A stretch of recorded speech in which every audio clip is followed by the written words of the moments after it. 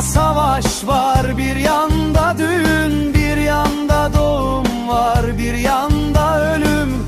Ölen sizden değilse görmüyor gözün, kulun kula ettiği nedir bu zulüm?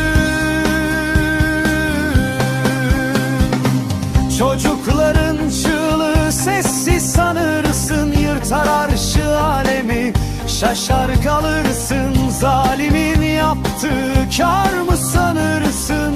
Mahşeri alemde bir önemi var. Mahşeri alemde çok önemi var.